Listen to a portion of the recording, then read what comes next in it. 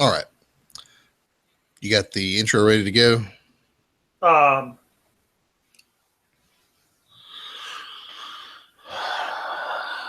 I do now. Okay. What does your shirt say? This one. Mm-hmm. Ask me about my e-group to church shirt. Oh, okay. All right. Counting down in 3, 2, 1. What is up? I'm Pat, I'm Sean. and this is another wonderful week of Marvel Unlimited Comics with the podcast 6 months left. Let's scratch it. Yep. It's been like a month since I've screwed an intro up, so give me a break. It's been longer than that. It's been a while. Yeah. Oh, that's fine. All right. You ready? Yeah. 3, 2, 1. What's up? I'm Pat, I'm Sean. and this is the 6 months behind podcast where we talk about all the great comics in Marvel Unlimited for the week of 8/15/16. How you doing, brother? I'm good, man. How are you? I am well. There are great comics this week. I agree. Some weeks are kind of A couple of weeks ago, I had a week that I thought really sucked. But this week, man, they're all good. It's like there's some really good comics this week. There were even some comics that I've hated on in the past that I enjoyed this week. As we will discuss here shortly. Yes.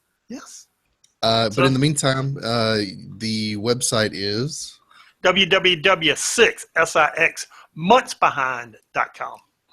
And you can get in touch with us at 6monthsbehind@gmail.com. That's the number 6monthsbehind@gmail.com. So before we get started, I just want to say that I spent the last 14 months dungeon mastering a campaign with some friends, some friends of mine, and it's been an incredible 14 months. And last night we finished our campaign very strongly, and I have not been so relieved in so long. You're proud of this, aren't you? A little bit, yeah. Considering that's a long time to play any campaign, any D&D campaign. We'd had trouble in the past with people kind of falling off and it just kind of falling by the wayside. And yeah, I'm proud of it. It was the first time I've ever been a dungeon master. I came up with all the story all on my own. Mostly. Did you do the voices like Wallowitz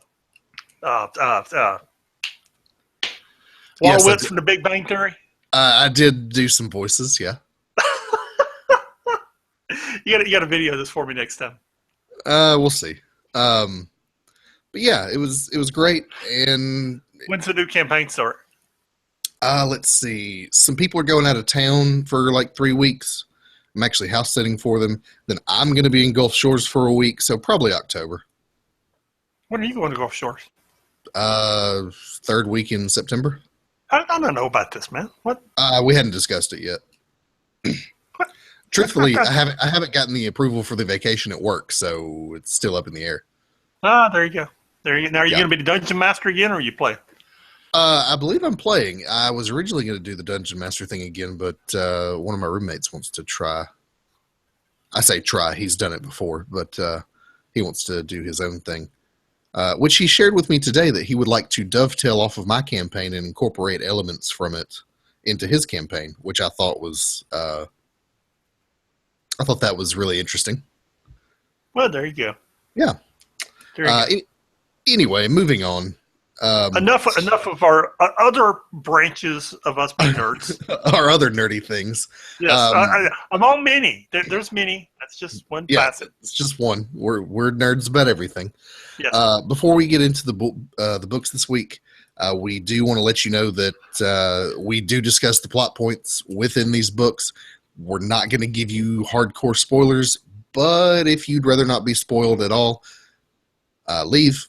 Read the books, and then come back after you've read them. We'll still be here, I promise. These are the books from August the 15th, and we are just fans of Marvel Unlimited.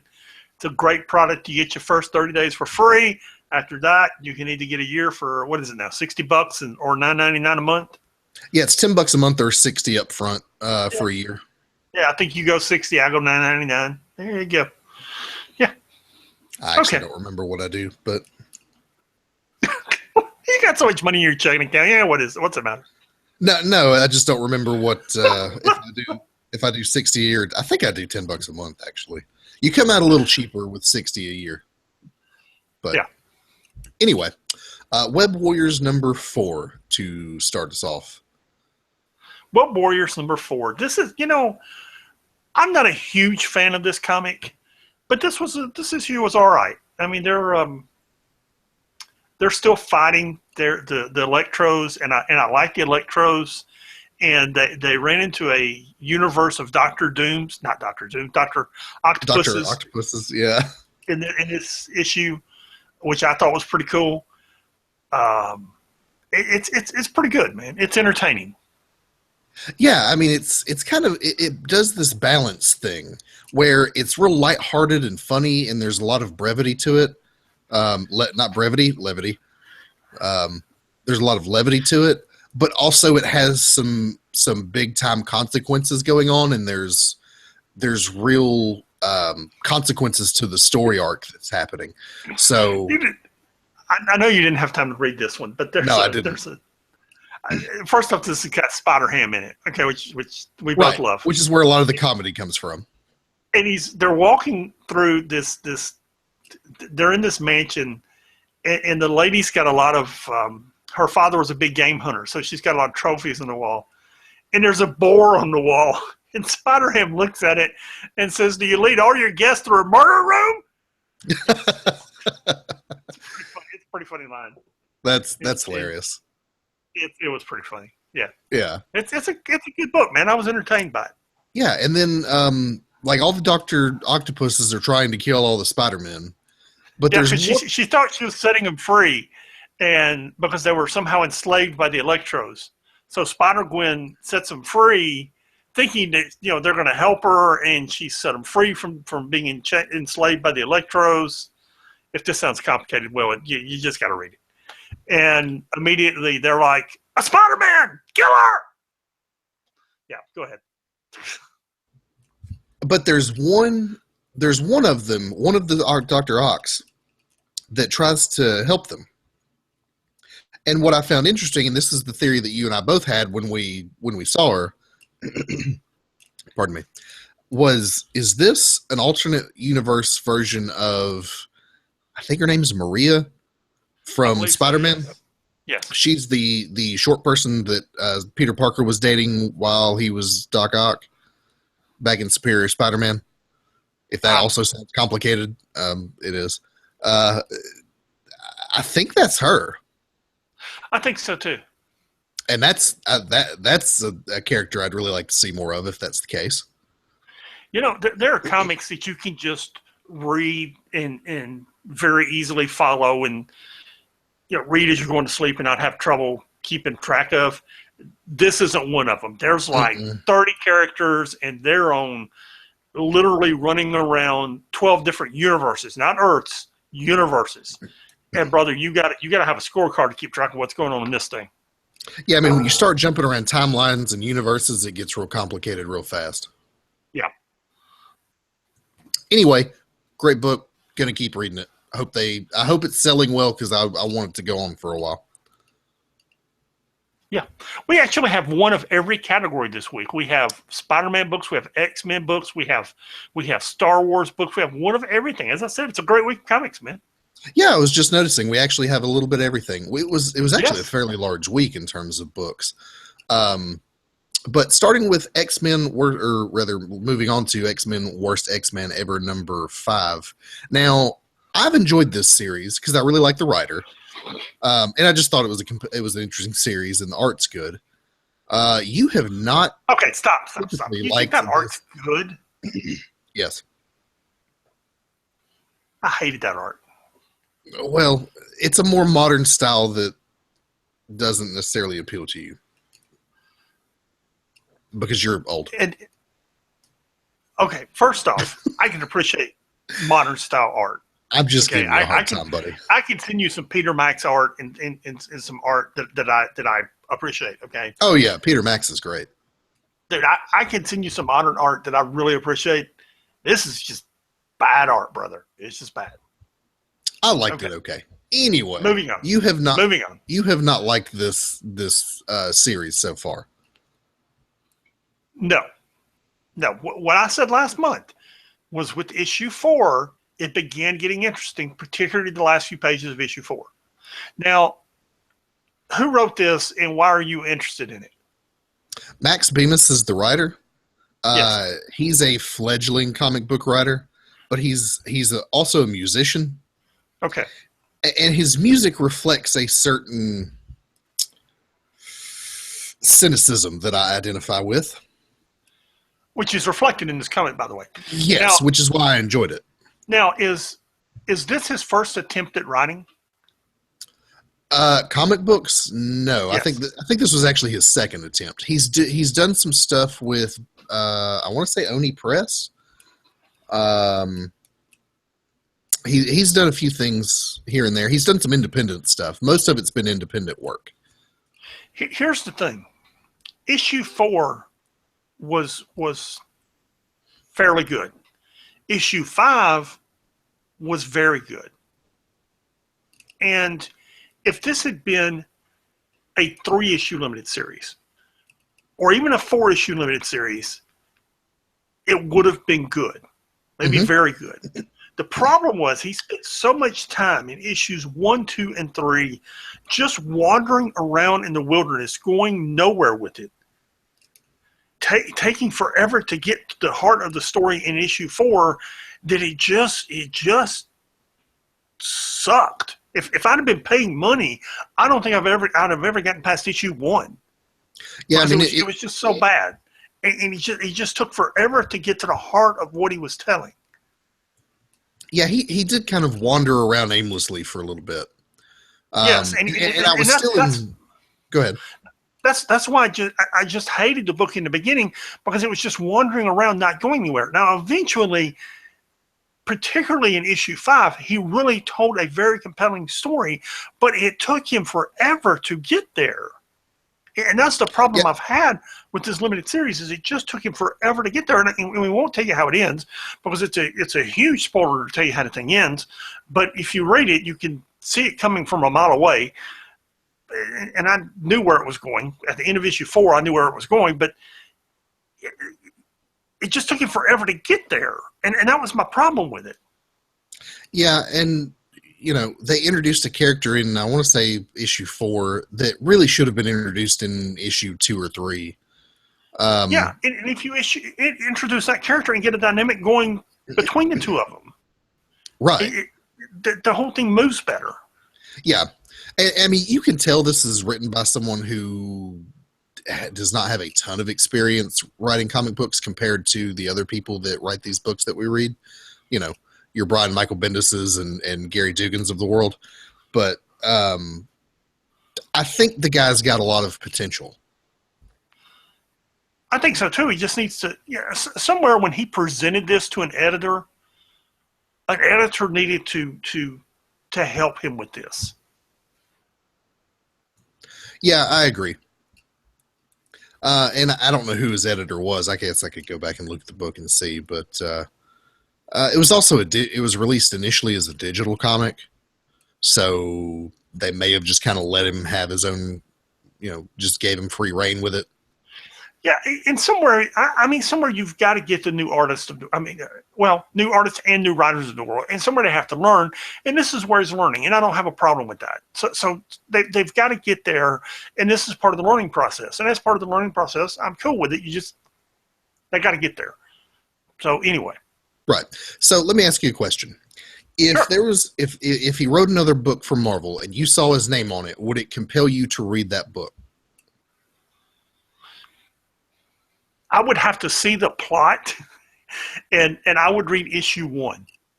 And depending on how issue 1 was and the pacing of issue 1 would depend on whether or not I got issue 2. Because if issue 1 drug, I would not read issue 2.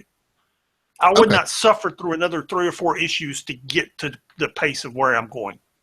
Okay. And understand, Max is my age. So in 10 years, he could really be good at this.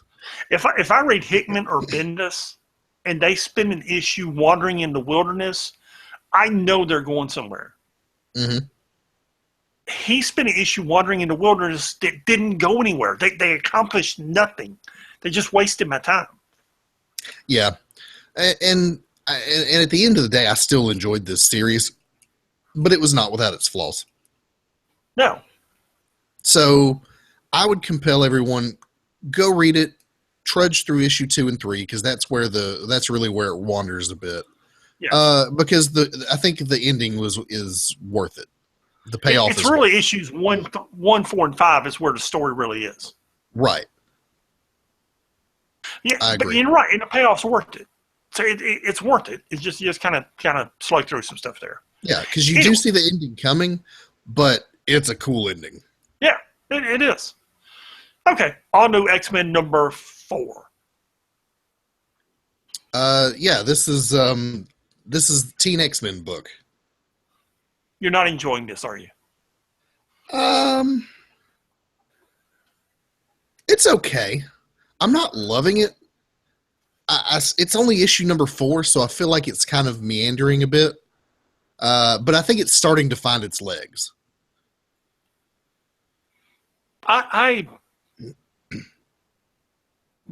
They've got the 4 original X-Men, and they've brought on some interesting characters. X-23, Kid Apocalypse, and the other young lady that I'm not familiar with, to flesh out this team and make it interesting. And I'm really enjoying it. And by the way, when did Angel's wings become fire instead of wings? I don't know, because that's the Angel from the earlier timeline, the original one. I don't know when that happened. Yeah, but I mean, even just a couple of issues ago, there were wings, and now they're fire. Yeah, I have no idea. How did I miss this? Anyway, yeah, it's okay. Now the way the story ended, and particularly the discussions that Angel and Laura Kinney have, that's what I'm interested in.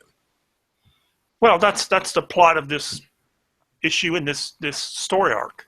Right, and so I'm going to keep reading it, and I'm actually interested in this because, some things happen with her in particular at the end of this book that I'm interested to see where that goes and how it affects her relationship with Angel. Sure. Yeah. And that's unfortunately I've read spoilers, so I know where that's going. But that's a very good book. Good art on that book, by the way. Now, I will give you that. I do like the art. Who is doing the art there? I'm looking right now. It's not in my notes. Is it Chris Bocciolo? It looks like Chris Bocciolo's art. I don't know. No, it's Bagley. It's Mark Bagley. It is Mark Bagley. Of course Yeah. it is. Okay. Yeah. Now I know why it looks familiar. Yes. Yeah. Very good art. He does great X-Men stuff. His Spider-Man stuff's really good too. Yeah. All new, all different Avengers.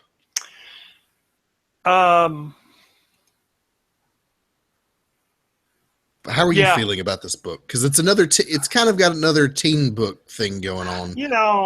Although they booted half the teenagers off the team in this issue. I don't know, man. I tell you what intrigues me about this book is what they're doing with the Vision. Yeah, me too. That's the thing I really find compelling about the book. I have no use for the teenagers and the way Sam Wilson is treating them. I'm extremely interested in what's going on with the Vision. Yeah, because I guess this coincides with the actual Vision book that's going on. Yeah, I don't know what happened when he removed his emotion chip. Yeah. But I don't think he removed his emotion chip. I think he drove himself insane. Well, that's the thing is if you remove your emotions as a human being, and that's his goal is to be more human-like, then you've lost something that keeps you in check. Right. You become a sociopath, which is the behavior that we're seeing out of the Vision. He's blackmailing all the teenagers, and framing them and making them look bad. Pardon. And things are going on with his family that are weird. Yeah, the thing I don't want to happen is they have to kill the Vision again. Now, I feel like that's probably coming soonish. I don't I like the Vision, and he was gone for so long that I would like to see them just fix him. I would like to think they're going to fix him, but I really don't know where this is going. This is a spoiler that I haven't read, and I don't know where this is going, and it intrigues me. Yeah, the Vision is really one of my favorite characters, and I know a lot of people are kind of meh on him, but man, I've always just the idea of a robot trying to be human is always intriguing to me. But yeah, I don't know where this is going, and that says something because typically I can figure out these plots. I've read comic books long enough that I know where this stuff is going.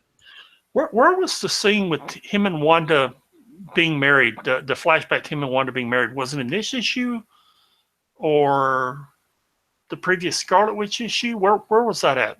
You mean when he actually removed his chip? No. It was a flashback in a recent issue I read. I don't think it was this issue. Apparently it wasn't this issue. Okay, it No. must have been in the recent Vision book. It might have been. Yeah, actually, I think it was. Yeah, it was. I'm almost certain it was. Yeah, Anywho. there's something about him and Wanda has screwed him up. That dude's off the rails. Yeah. Anywho, moving on to the main Marvel universe. We have Power Man and Iron Fist numero uno. I really thought this was pretty good. This was entertaining. The interaction between Luke Cage and Danny Rand and Jessica Jones was entertaining in this issue. Was Jessica Jones there? Jessica Jones? I don't think Jessica Jones was. Oh, no, she was there. Yeah, you're right. What's Luke's wife's name? I Yeah, make sure I got Jessica. Yeah. Jessica Drew, Jessica Jones. Yeah, Jessica Jones. Yeah, it's Jessica Jones. You're right. I forgot for a second that in the very beginning, Luke and her are on the phone. Well, She's like, she doesn't want him getting the team back together. Right. The hire back together, and Danny's determined to do so, and Danny's all excited about it, and Jessica doesn't want him doing it, and Luke's kind of ambivalent to the whole thing. Yeah, I mean, the whole plot of this book is that one of their friends is getting released from prison, so Luke and Danny are going to meet her and, just kind of hang out with her for a little bit. And, Jessica's like, look, you've got a kid. You need to think about your family. You need to be a responsible adult. You don't need to get the team back together. And he's like, we're not. And he genuinely doesn't want to. You can tell. He doesn't want to do Right. this. But Danny Rand's like a college kid who just wants to get his old high school band back together and thinks that, if they go on an adventure, then Luke will just see how much fun it is. And they'll go back to just busting skulls every other weekend. Yeah, and the whole thing leads to a very intriguing story. There's a good villain at the end. It's a good read. It's a fun read. It's entertaining. I particularly enjoyed the panel where everyone in the street's taking photos of them. That was funny. Yeah. Everybody, like, they're walking down the street. They're about to go talk to some mobster that they're trying to get some information out of. And they Danny's got his old costume on. Luke's just hanging out, and everyone in the streets got their cell phone out. Just, holy crap, it's Luke Cage and the other guy. That was pretty fun. Yeah, I'm interested to see where this is going to go. It was just a number one, so we'll see. But yeah, is this a Bendis book? I think it is. I'm looking. No. David Walker and Stanford Green. David Walker wrote it. Okay. It read like a Bendis book, but maybe that's just because he writes with Luke Cage all the time. No, David Walker. Okay. Yeah. I wasn't sure how I was going to feel about this because those two characters are not my favorite characters. But yeah, I'm interested. Well, you better get used to them. I get the feeling in the next year and a half you're going to see a lot of them. Oh, absolutely. With the Luke Cage show, which is, isn't even out yet and it's already a hit. They're going to do another show with Iron Fist. Yeah, we're going to see those guys a lot. You got the Defender series coming up next year. Yeah, you're going to be seeing a lot of them. Sure. Starbrand and Night Mask number 3. Cosmic heroes go to college. Yeah. Yeah, I'm a fan of the Marvel Cosmic Universe. I'm actually a fan of these two characters. So am I. And I couldn't figure out what was going on in this book, particularly with Night Mask. Yeah, and Starbrand's acting funny, and I don't know. Night Mask is out there talking to Eternity and other eternities from other universes, I guess. And that's what I took away from it. Again, you and I have been reading comic books for a long time. I've been reading them for 45 years. And when I can't figure out what's going on in the comic book, maybe you're making it a little too deep. I don't know. Yeah, I mean, this is really, you could do something with two cosmic level characters like this go to college, and it could be lighthearted, and they can also beat up bad guys. But it could be, you could have the, this all powerful superhero can't make it to class on time and is struggling in algebra. Yeah, I mean, you could do that story, and then on the side he's beating up bad dudes. But they're not doing that, and I just kind of don't. I mean, they're kind of doing it, but they're making it so complicated with the Starbrand or Night Mask side of it that it's just. I mean, on one hand, you got a missing the convocation. On the other hand, you got Night Mask out on the fringes of the universe in other dimensions, dealing with different eternities from different universes. At the same time, Starbrand's dying, and it's just it's more close to being a convoluted. convoluted mess. Yes, I was about to say convoluted. It's a mess. It's what it is. Yeah, it's more convoluted than it ever needs to be. Yes. And speaking of a mess, go ahead. I was going to say the girl with the eye patch that Starbrand's hanging out with, she's like the only redeeming quality of this book left. Yes. I actually kind of like her. I was already ready to move past it. I do like her. Yeah, you were talking about another mess, which is Star-Lord number 4. Yes. Yeah, that's how ready I was to move past it.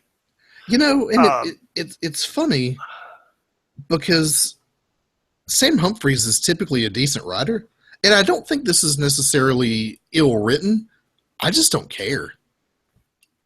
That was my thing. I was reading it today. I actually read this today, and I'm just like, who cares? I mean, because I thought my first thought when I saw Star-Lord number 1 is I thought Star-Lord number 1. All right, we're gonna get Star-Lord, we're gonna get Peter Quill in his own book, and he's like 18 years old, and he's a janitor. First, he's a janitor on the Earth ship, then he's a janitor on Yondu's ship, and it's poor Peter Quill all the time. And who cares? It's basically his origin story, and it couldn't be more boring. No. It's just bad. It's just bad writing. It's bad. It's a bad origin story. It's just bad. The art's okay. The art's not bad. The art's not bad. No, the art is not bad. And there's a lot of people that hate Peter Quill, which is how I feel about the book. So there's that. Right. And I get that, but it's just not it's not a compelling origin story. It's a meh origin story. Yes. Yeah. And, when you reduce his origin story down to his mom died, then he got abducted by aliens and lived on a pirate ship for a few years, and now he's out hopping around in space, that's just better. And I understand that's like 3 sentences on Peter Quill's origins, but it just works. And I think they just got overcomplicated with it. Yes. Yes. And I tell you what this is. This is one of those things where they're going to spend 6, 8, 12 issues telling it, and then 2 or 3 years from now, somebody's going to come back and rewrite it, and we're going to pretend this never happened. Mm-hmm. Yep, exactly. Uncanny Inhumans #5. Now, I actually did enjoy this book. This was a good book. Yes. You've got the Inhuman royal family walking into Grand Central Station, where Black Bolt has set up it's like a bar and entertainment type place. Think 1920s and 30s speakeasy. Did you read the Inhumans book in Secret Wars? I guess not. He had this same bar in that Secret Wars book. Yeah, so they call it the Quiet Room. Right, the Quiet Room. He had the Quiet Room in the Secret Wars book also, and they simply carried that concept over to Earth 616. And I found it. Cool. I thought it was a great concept there, and I think it's a great concept here. I really enjoyed the characters that are in there. That it's kind of a neutral place, be it for villains or other species, or different races, heroes, villains, whatever. Mm-hmm. It's simply a neutral ground for everyone, and I really enjoyed that concept of it. It was very entertaining. Yes, I agree, and you can see what Black Bolt has, like why he's doing it. I mean, Medusa asks him, "Why are you doing this? This is unusual for a former king to do," and he kind of explains himself that this can be advantageous to have a place where your enemies need to go when they need to do something. You essentially have a perpetual favor all the time. Yeah. And by the way, he asked a question that I had been wondering about, which was, does your sister know that you're sleeping with her longtime boyfriend? Apparently not. And the answer was no. But this was like, yeah, I'll get around to telling her eventually. And I thought, well, that's going to end well. Yeah. It's not going to end well, but we can hope. Yeah. Yeah. Good art in this book too. Yeah, it was good, and the ending is interesting. Like, it leaves you on a little cliffhanger, and I'm interested to see where that's going to go. I can't remember what the ending was because there were so many things going on in the book. The Thinker and somebody else are playing cards and getting a back and forth. The Hulk's villain, the dude with the big head, whose name I can't remember. Yeah. Anyway, he sets off a nuclear device. Yeah, he's like, "Hey, I'm going to set off this nuclear bomb," and Black Bolt and Medusa are having a deep conversation, and then all of a sudden, everybody's like, "Hey, there's a bomb about to go off," and "Hey, these guys are this thing got stolen, and these two guys are going to beat the crap out of each other, and things are hitting the fan really, really fast." That's what I was saying. There were so many things happening. I wasn't sure which one you were referring to. Oh yeah. But yeah, if for no other reason, that cliffhanger's got me interested in the next issue. Sure. Mm-hmm. Agents of S.H.I.E.L.D. #2. What did you think of this? It's good. It's not great. It's a very good book. They're obviously wanting to take the characters that they have in a S.H.I.E.L.D. TV show and bring them into what we call the 616 universe, which they're doing. Right, which they did with Secret Wars. Right, which they did with Secret Wars. And that's fine, and they're doing so, and it's not great. It's good. They're doing a good job with it. I really enjoyed this book. I just like Coulson and the whole team. Yeah, it was good. There's a line, and there's no way that the writer could have known this when he wrote this, because this was written in what? I mean, if this came out in February, it came out 6 months ago, which was middle of February, so it was probably written 3 or 4 months before that.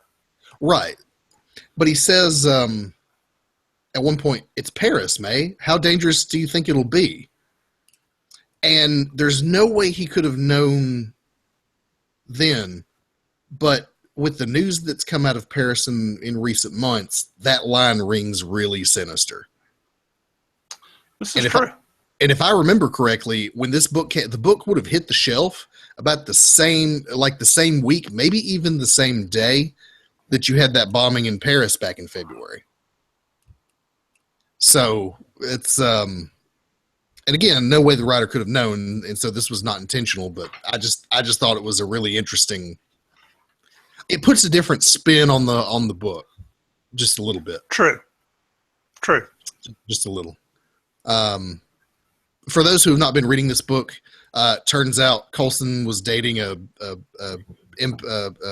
telepath. Yeah, and she stole some ideas out of Coulson's brain. Those ideas turned out to be very valuable. It was contingency plans on how to kill all the superheroes, and he's trying to. And now they've been stolen by some sort of terrorist, and he's trying to retrieve them. Yes. Yeah. Yep. All new Hawkeye #4. Matt Fraction resurrected Hawkeye as a solo book. Yeah, a few years ago. This came out this week? Yes. Apparently I think I missed it. Apparently. Hang on. And I think that was 2 Hawkeye series ago. Yeah, it was. And,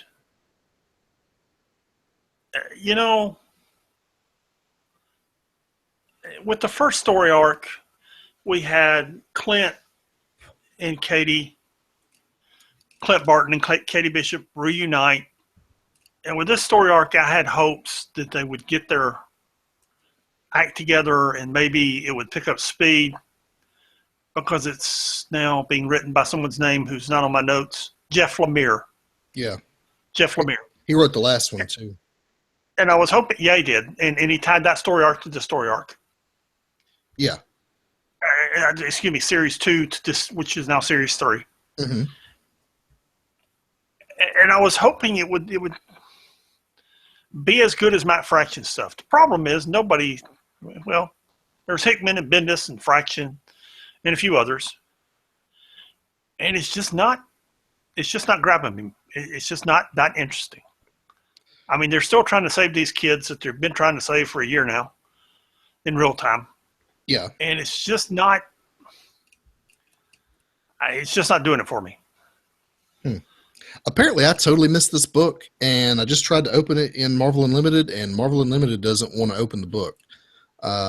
It'll open issues 1, 2, and 3, but it won't do #4. Well, what essentially happened is Hawkeye went to save the kids for, I don't even know, the 4th, 5th, 6th time at Something this point. like that. Yeah. And he's, again, a step behind Hydra, and the kids have been busted out of whatever containment center they're in again. Maria Hill has lost track of the kids again, and Hawkeye goes out with his SHIELD team again to capture the kids. If all of this sounds like it's happened before, it has. I don't even know how many times it's happened at this point, but Hawkeye's on a rescue mission without Katie again to rescue the kids, and that's what the issue's about. And I say again because at this point this is this at least the 3rd time he's recycled this story, and it's just getting old. I don't know. Yeah, I don't think anybody can write Hawkeye, at least in this iteration, like Matt Fraction can. Jeff Lemire's done okay, but I'm with you. I still have enjoyed the series as a whole, but I would like to see some new material. He's just retreading the old stuff. Right. I mean, he's got to get away from these kids. And what happened is these kids were captured by Hydra. Katie Bishop and Clint Barton tried to save them. They couldn't. They've been trying to rescue these kids ever since. And every time they go on a rescue mission, Hydra captures them from S.H.I.E.L.D. and they have to go back and save the kids and give them back to Maria Hill, who immediately loses them again. And then Katie and Clint go get them again, and then Maria Hill loses them again. And apparently this is the only story that Jeff Lemire can come up with, and they just need something else. They need something else to do. He just needs to come up with a different plot, a different story, develop the characters in a different way, come up with something send them to space, send them to Weird World, send them to the Savage Land, team them up with the X-Men. Do something besides have them chase his kids around. You could do something where it's just the two of them. It just doesn't have to be chasing these kids around.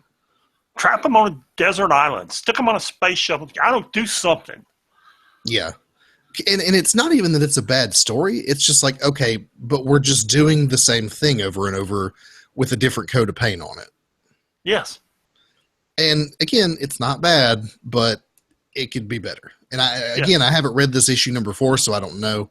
But I was feeling the same way with issue number 3 anyhow. Yeah, and issue number 4 just gets worse. Mm. Well, and that brings us to. Go ahead. I was going to continue reading anyway, just in case it does go anywhere. Maybe it will. Because they're not canceling the book anytime soon. And hopefully it'll improve. And Katie Bishop is a very hot character, so maybe it will. And Hawkeye's a hot character because of the somebody's Avengers got the movies. hots for Katie Bishop. So we'll see. Do what? I said somebody's got the hots for Katie Bishop. No, You're stumbling over your word. Your word says it all. Property in the universe. I know what you meant. She's like Spider-Gwen. Everybody loves her right now. Yeah, she's quickly become a fan favorite. Yes. Yeah, kill Clint Barton again and make her Hawkeye for a while. Whatever. I can give you a Secret Wars tip, but I won't. Illuminati number 4. Okay. How did you? Because you have not really liked this book. How did you feel about it? It is getting a little better with each issue. It's still not great. However, seeing Titania and Thor go toe to toe was pretty entertaining. So it's improving with each issue. I believe it's already been canceled. To be honest, I don't think it makes it past issue 5 or 6 or 7. But it's actually getting better with each subsequent issue. And I hate it started so bad because I guarantee you what happened is people dropped $3.99 on issue 1 and thought in issue 2 and thought the same thing I did. And it didn't start out good. And the word of mouth was so bad after issue 1 or 2, the sucker was doomed. Yeah. And I hate it because it's actually getting good in issue 4. But it didn't start off with strong sales, and it probably just plunged after those first 2 issues. I haven't looked at the sales figures, but I would guarantee you that's what happened, and it's actually getting better. Yeah, it is improving, and I enjoyed watching that fight with. Right, in this issue, Thor shows up, and she had Titania, is that her name? Yes. Go toe to toe. That was a cool fight. It says something when you have a villain that can go toe-to-toe physically with Thor, which she did, and the rest, and she was buying time for the Hood and the Mad Thinker and the Black Ant to access the Roxxon facility and get access to the Rainbow Bridge and get into Asgard, which she did. They get into Asgard and get into Odin's armory and get access to all of Odin's weapons. And as the Enchantress puts it, there's no guards because Odin's ego is so big he thinks no one would steal them. And it's a very good issue. It really is. And it's watching her and Thor go toe-to-toe is entertaining. The interaction between the characters is much better than it has been. And there's one of the characters betrays the rest of the team members. It's a good issue. And I wish issue 1 had been this good. Yeah, this is easily the strongest issue of the series. But unfortunately, the series is doomed. Yeah, it is. Yeah. Guardians of the Galaxy number 5. I enjoyed this too, actually. Here's the thing. Bendis wrote it. There's no reason not to enjoy it. Yeah, and for anybody listening, we are kind of Bendis fanboys, so I don't know, sue us. But the guy's a good writer. And you got the Guardians going toe to toe with this. I forget his name. What's the villain's name? I cannot remember the villain's name. But yeah, I want to say Yamato, but that's not right. Right, and it's he's basically got him beat, and then Peter Quill starts begging for his life, and the villain thinks he's won. And he starts pontificating, and it's long enough to let Venom come up behind him and take him down, which is classic Guardians of the Galaxy. And so, yeah, I mean, this was really good. And then you've got, all of Spartax is holding Peter Quill responsible for the destruction, and yeah, it was good. Yeah, and they've assembled a good. They kind of retooled the Guardians just a little bit when Bendis took over. They added the Thing. Of course, Venom was already there. They added Kitty Pryde, and this is a good team of Guardians they've got here. And they ran into, what did they call the policeman of nowhere that they ran into in this issue? Oh, something Corps. It's always a Corps. The Nowhere Corps. Yeah, the Nowhere Corps. It was Moondragon and Manus and the dog. I didn't know. Cosmo. Yeah, Cosmo. I didn't know who. Cosmo was the only one I knew. I didn't know who any of those other guys were. And Tick from the Microverse. That was an interesting team. I hope we see them interact with them more in the future. And actually, wasn't it at some point one of Rocket goes, "Isn't that Tick from the?" And Venom's like, "Shh, we don't talk about that." Yeah, it was, and I think it's Moondragon who says, "Y'all want to get lunch?" No, well, good. I didn't really want to anyway. We were just being polite. Yeah, it's really good. I hope we see them some more. I'm a big fan of Nowhere, which, for those who don't know, if you've seen the Guardians of the Galaxy movie, Nowhere is the place where they encounter Ronan and where Yondu catches up, where the big fight scene is, before they get back to Xandar. Nowhere is the spaceport where they're at.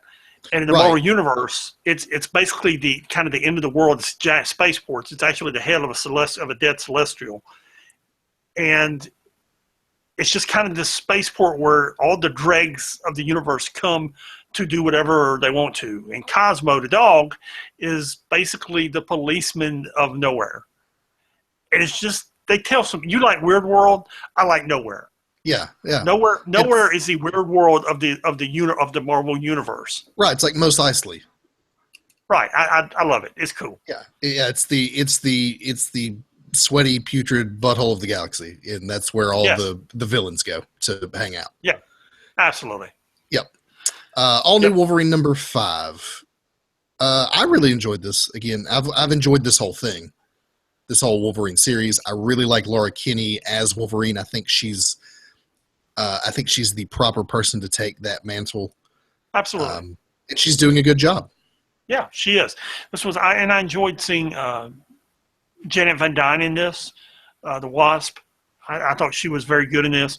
I like how she leaves Dr. Strange a voicemail explaining her opinion of teleporting people into her lab without telling her they're coming.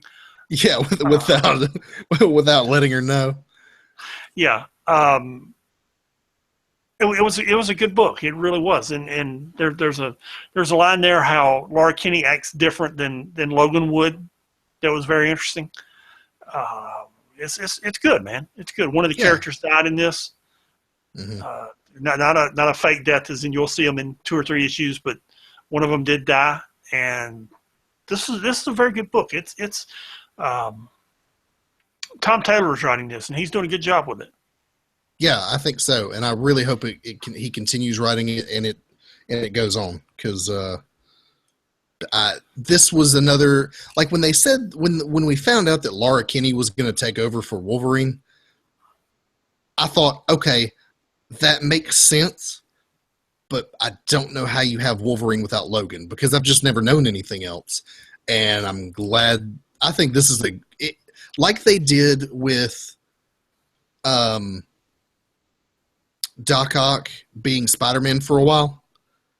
You go, I don't know, that sounds real dumb, and it turns out to be great. This is another one of those. Right, and I'm not sure they're going to bring back a young Logan anytime soon. I don't think so, because you got old man Logan running around, and Laura Kinney's killing it. So I think they're pretty happy with the Laura Kinney and old man Logan dynamic. And and to be honest, Wolverine is a lot like Superman. there's only so many stories you can write with a character that you can't kill. Yeah. There's just so much you can do with it. Right. And Marvel overall is doing this thing where they're taking all of their major characters and putting new identities within the characters. You've got a different Captain America. You've got a different Thor. You've got a different Wolverine. Spoiler alert, but soon you're going to have a different Iron Man. I think you're going to have 2 or 3 Iron Man, but go ahead. Yeah. You got 100 Spider-Men running around. This is a deliberate thing that Marvel is doing. They're deliberately diversifying their heroes and taking and passing the mantle on to other characters while continuing to tell stories with the original characters. You know, Steve Rogers is still around. Peter Parker's still around. Logan is still around, albeit in a different form. You know, Odin's son is still around somewhere. We haven't seen him yet, but he's coming. All of them are still here. You know, Miss Marvel is different, but, you know, Carol Danvers is still around. They keep all those characters around, but they're doing different things with them. It allows them to tell new stories with old characters and to develop new stories with the old identities that are the Avengers. And it's something that comic book companies have tried to do for years and have never really been successful. You know, they've replaced, you know, Dick Grayson's been Batman 5 or 6 times, and they always hand it back to Bruce Wayne because it just doesn't sell as well. And at the end of the day, these guys got to sell comic books, or otherwise there is no Batman. So they have done this very slowly and very deliberately, and I think they're doing a great job. Yeah, I do too. I think it's really going somewhere. Yeah, I agree. With all the characters they're doing it with. I agreed. They, you know, making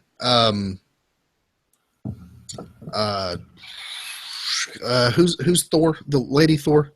Who is she? Jane Foster. Jane Foster, that's it. Yeah, making Jane Foster, particularly very good ending to that Avengers book. I had forgotten about that.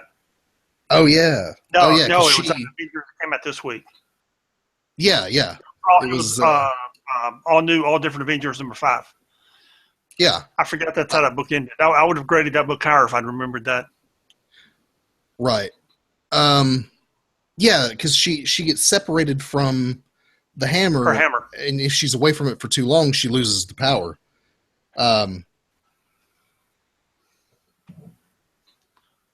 Yeah. So, it's gone. I lost my thought. You know, that particularly a cancer-ridden Jane Foster, making her very powerful, it makes the story compelling, and it's not just there's a lady who's Thor now. You know, it doesn't do that. It gives you a reason to care about the character, and they've done that with all. They've done that with all of these, where they've moved the characters onto something else and handed the identities over to other characters. It's okay. You losing your train of thought is all right, because I took time to answer my wife's text. And now, because I will not correspond with her, she's saying that you are more important than she is. No comment. I got nothing. I'm like, baby, I'm in the middle of a podcast. Well, he's obviously more important than I am. And she's messing with me. She knows she's messing with me, but she's completely interrupting my train of thought. And I've got a good rant ready to go. I've got a rant queued up, and she's interrupting my train of thought. Deadpool #7. How did you feel about this book? I got a rant queued up.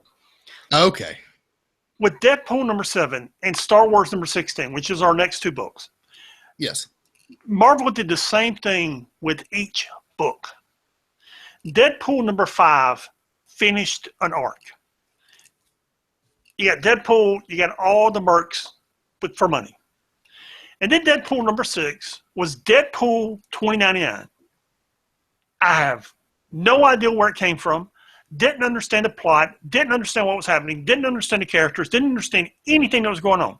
And I thought, oh, okay, they're gonna do $20.99 for a few issues. And then they came back a couple of weeks later and they launched the Mercs with Money book. They launched another Deadpool book, and I thought, okay, this will be the Deadpool book, and then I'll keep getting $20.99 in Deadpool. No, they come back with Deadpool number 7 and pick up like Deadpool number 6. Never happened. I don't know what happened in $20.99. I don't know where it's going. I don't know where it went. You know, we just Deadpool number 7. You got the Mercs back. We're just fighting like nothing ever happened.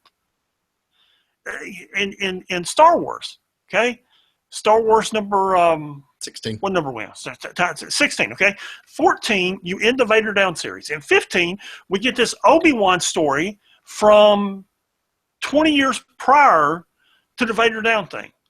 And you explain to me, it's part of this plot and that plot, and it's important because of this, that, and the other, and it's going to be an ongoing story because it ties into this, that, and the other. No. This month we come back and it's like, that never happened, and we don't wrap up that storyline. It doesn't go anywhere. It's just kind of a one-shot story that's half-told and doesn't go anywhere. Yeah, it was both of which were kind of Deadpool 6 and Star Wars 15 were both kind of filler issues. And with Star Wars, I really thought they were going to go somewhere with it. Guess not. Why? I don't understand. I mean, there was no point in this. None. And Marvel is beyond having to have filler issues like that. They are. They shouldn't be doing this.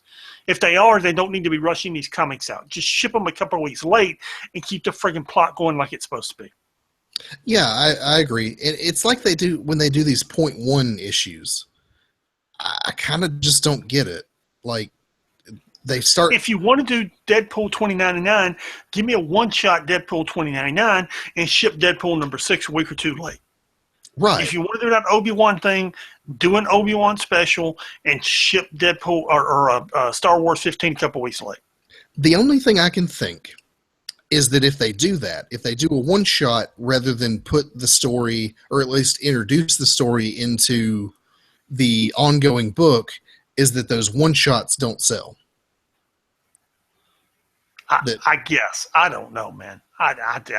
But guys like you and me who are walking in, picking up their pull list every day or every week or every other week are getting that and go, oh, Obi-Wan story. All right, whatever. And then in 2 or 3 months, they launch an Obi-Wan book.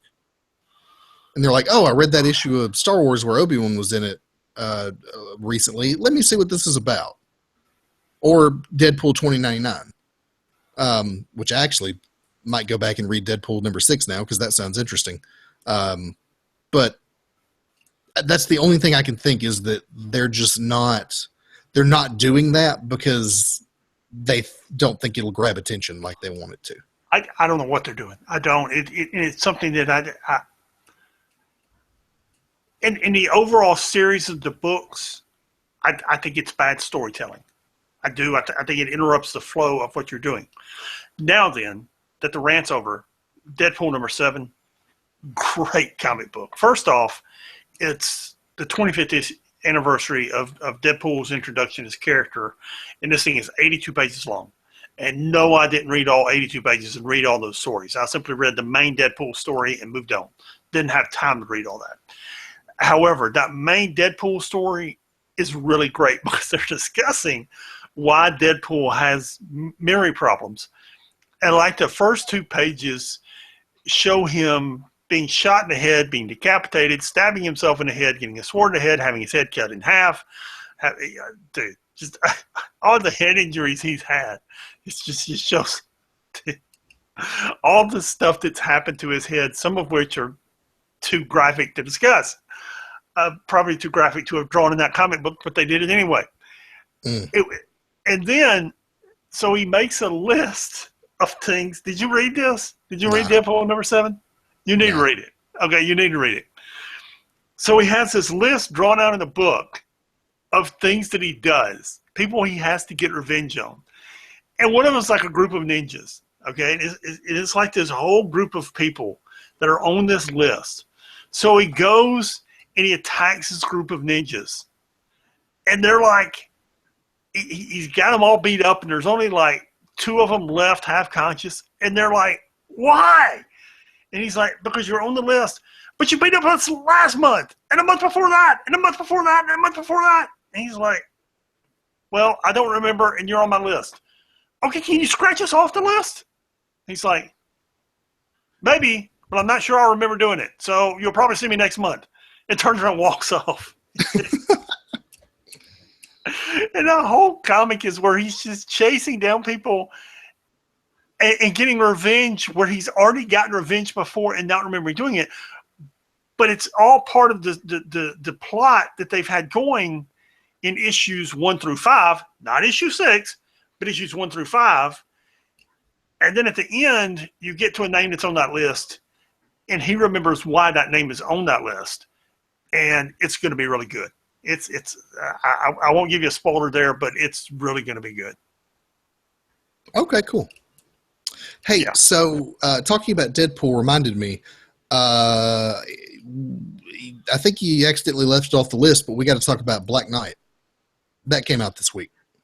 Did I leave Black Knight off the list? I think so. But Deadpool has he has a funny line in the issue. I keep wanting to say I did leave Black Knight off the list. That's that okay. tells you what I thought of the book. Yeah, I was gonna say it was probably subconscious. Yeah, probably so. Because the whole thing with Black Knight is you got Dane Whitman. He's used to be an Avenger. He has this sword that possesses the soul of all the other Black Knights through history, and it corrupts. It's a blade that corrupts. And he's gone crazy. They're in Weird World. He's established this kingdom with all these people. And the Avengers are coming for him because he killed somebody. And so he's got all these people to defend him. And at one point, one of the guys that he's like the personal bodyguard to Black Knight is going up against Deadpool. And what is the line? Hang on, I got to find it. This is not a bad book, but Steve Rogers becomes kind of attached to that sword, doesn't he? Yeah, and that's going somewhere, I think. I don't know, but I think. Or at the very least, they mean for it to. Yeah, this wasn't a bad book. It's just not great. Right. Let's see here. And it was interesting. I mean, you got the whole Avengers team there, minus Cable. Steve Rogers and the Avengers are fighting off all the enemies of Weird World, trying to keep the castle. And at the same time, they're portrayed by some of Deadpool's people, not Deadpool's people, the Black Knight's people who get him free. Yeah, who get him out of his cell and get him free. And all they want to exchange is a sword. And Steve Rogers isn't really keen on giving up that sword. Yeah, he agrees to those terms, which is unusual for Steve Rogers to compromise on anything. So they leave Dane Whitman in Weird World, but without his sword. Yes. Which I think is actually a good resolution to the particular conflict that they have, but it's so out of character for Steve Rogers that it makes me think that sword is speaking to him. Listen, I've played World of Warcraft. I know about corrupted swords that talk to you. It never ends well. But there's this line between Deadpool and one of the guys he's one of Dane Whitman's warriors. And the guy asks him, "Do you know what a shield is, Earther?" And Deadpool replies, "A show starring the guy from the New Adventures of Old Christine." That was a good line. I forgot that. And I laughed out loud and hard because he's referring to Clark Gregg, who plays Phil Coulson, but who was he didn't get his start on the Old Adventures or the New Adventures of Old Christine, but that's kind of where everybody knows him from. Well, he's on 100 episodes of it. Yeah. He was also in the West Wing. Yes. If you ever want West Wing trivia. Yeah, he was an FBI agent, which in my mind is always where Phil Coulson got his start. He started as an FBI agent and then got recruited to S.H.I.E.L.D. But anyway, I thought that line was really funny. And you got a little bit of exposition into Weird World. You fleshed out the background of Weird World just a little bit with that royal family that used to rule there before Black Knight showed up. I really like this book. I know it's probably not going to be around much longer, but I've really enjoyed it. There you go. Is West Wing the greatest show ever? Yes. Okay. Unequivocally. We're in agreement. Very good. Yeah, unequivocally. Now moving on to the Star Wars books.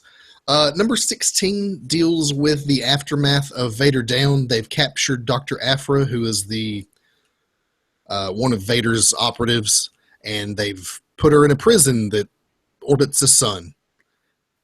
And that's kind of about it. There's a little bit of stuff with Han Solo and Luke, and Han Solo loses or cheats at a game of sabacc. And yeah, this is really just sweep up from. Go ahead. This actually reads better if you read Darth Vader 16 first. Yeah, it really does. And I'm not sure because they both came out this week, so I assume the reading order was Star Wars then Darth Vader. But if you read the Darth Vader book first and then read this, it does flow a little better. Yes, because you assume these people are coming to rescue her in Star Wars 16. And if you read Darth Vader 16, you understand their marching orders. Right.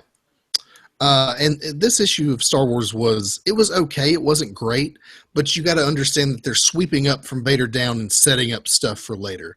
So It's not the best. It's not a home run issue, but it's still a solid issue. Yes. And then with Darth Vader 16, you see where Darth Vader walks into the Emperor's throne room and throws the body of Corbin at the Emperor's feet and says, "That all you got?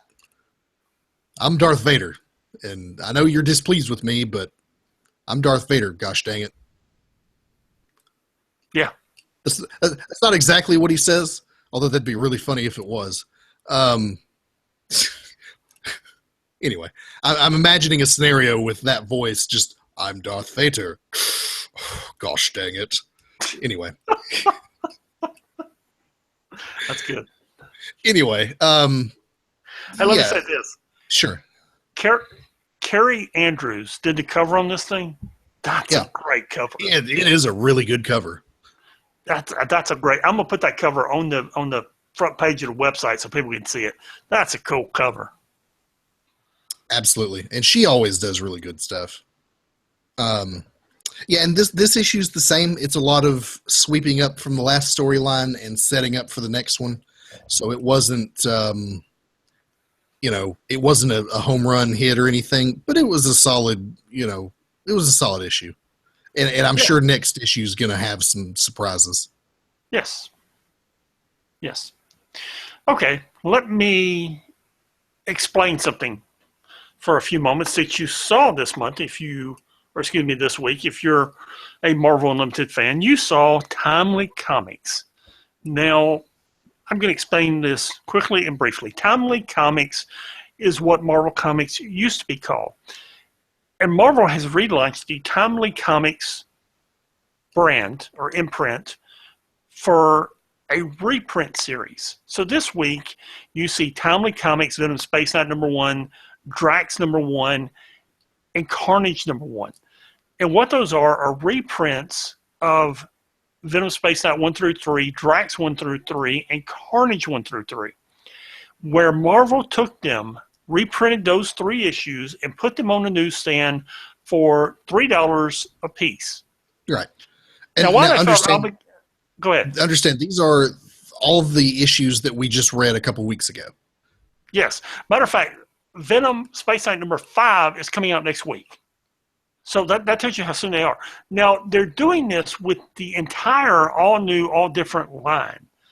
But I got a previews where they're advertising, and like Doctor Strange isn't even coming out for another month or two. So you're going to be on like Doctor Strange 9 or 10 before the Timely Comics for #1, 1 through 3 hits the stand. But they really rushed these to the stand for some reason that I don't understand. So I don't know if it was to boost sales. I don't know what it was for. But if you're buying these things off the stand, rather than essentially $10, $3.99, no, $3.99, $12. Excuse me, $12 for all 3 issues. You can buy all the 3 actual issues for yeah. $3. All 3 issues is like whatever it is, 60, 70 pages. And they feel obligated to put it in Marvel Unlimited because that's what they do. Right. And then they have these for, $3 a piece, and you get 3 issues. I'm not sure I really understand. I understand that it's a catch-up mechanic. It's the sort of thing where, hey, did you miss Marvel Space Knight or Venom Space Knight? But you heard it was good, but you missed the first 3 issues. Pick up this, read the first 3, you'll be good to go. But I just kind of don't, isn't that what Marvel Unlimited's for? I'm not sure who they're trying to appeal to here. Because if you're walking into a comic book store, you're probably reading this. And if you're walking into a comic book store and you see this and it doesn't intrigue you, then you didn't care in the first place. I don't know. The next time I'm at the comic seller, I want to look at one of them just to see the print quality and the paper. Because if you can print that for that price and sell it, then why is everything else $3.99? Yeah, that's another thing. Is why? What's that? What's the deal with that? That's what I'm saying. I mean, if you can do this for $3, why is everything else that high? Money. I guess, man. I don't know. Yeah, I don't either. Anyway, if you were looking to catch up on some of those series, that's a good way to do it. Or if you actually want them in print and you actually want to see the hard copy, go out and buy them. Yeah, there's the cheap way to get them. And I'm not complaining about hard copy. I mean, I got hard copies of the Secret Wars. I'm buying hard copy of Civil War right now. I still buy comic books, just not many. Right. So, here's our miscellaneous books for the week. Ultimate Spider-Man Infinite Comic number 7. A Year of Marvel's February Infinite Comic number 1, which I think was actually pretty good. At the very least, the art's decent. I actually wanted to read that and just completely ran it. I read 9 comic books at lunch to get everything from this week read today. Oh, wow. Okay. You did run out of time. I ran out of time, man. Yeah. I understand. I had a busy week myself. There was a couple books that I just skimmed through or didn't have time to read. Oh, and I was under the weather all day yesterday. Yeah. I was planning on doing it yesterday, and I was under the weather, and I just wound up doing it at lunch today. Anyway. Right. You had Marvel Universe Guardians of the Galaxy number 5. All of those are miscellaneous type stuff. They don't really tie into the main series at all, so we typically don't discuss them. So what was your favorite book this week? I am contemplating it as we speak.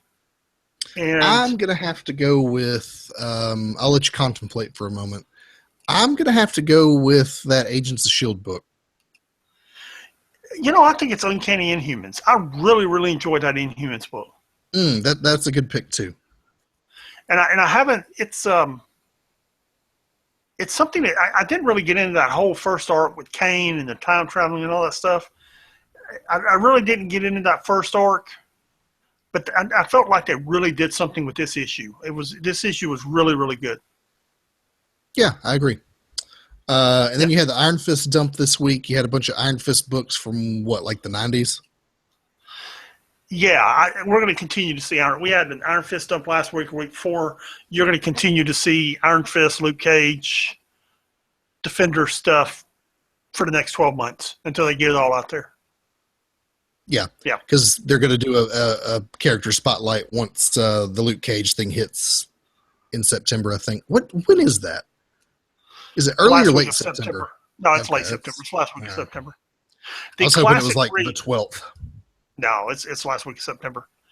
The classic read. Everything is about the Inhumans now. And if we have covered this before, I apologize, but it's worth covering again. I don't think we have. The Inhumans are really taking a prominent place in the Marvel Universe, and they're introduced in the Fantastic Four Series 1, issues 45 through 47 is where Jack Kirby first draws them and introduces them, and Stan Lee threw some word bubbles on it. I'm not a big fan of Stan Lee, if you haven't gathered up before. And this is where the entire royal family of the Inhumans, Black Bolt, Medusa, Crystal, Lockjaw, Triton, all of those characters are introduced. Is there in Fantastic Four 45 through 47. This is a great read. If you want to be familiar with the Inhumans, that's where it's at. That's where it first occurs. First appearance. First appearance. Cool. I actually might go read that. Yeah. I think I've actually read it before, but I think I'm going to go look at it again because at the time I just didn't give a rip about the Inhumans. Yeah, if you want to keep reading, it goes right into the first appearance of the Silver Surfer and Galactus. So. Oh, cool. Yeah, if you read through 50, you get some real good stuff. Probably the first appearance of the Watcher and a bunch of stuff. Yeah. They were on a roll, man. Yep. A lot of universe building happened in those early Fantastic Four books back in the day. Yes, absolutely. Yep. Well, that pretty much wraps us up this week. If you want to get in touch with us, you got thoughts, opinions, rants, political schemings, email us at 6monthsbehind@gmail.com. That is the number 6monthsbehind@gmail.com. You can visit our website at www.6monthsbehind.com. Fantastic. That pretty much wraps us up for this week. Pat, do you have any words of wisdom for our listeners? If you fire someone, you actually remove them from your payroll and they stop working for you and stop giving you consultation. Unlike a particular Corey Lewandowski. Yes. Fantastic. More on how to fire people next week. Peace.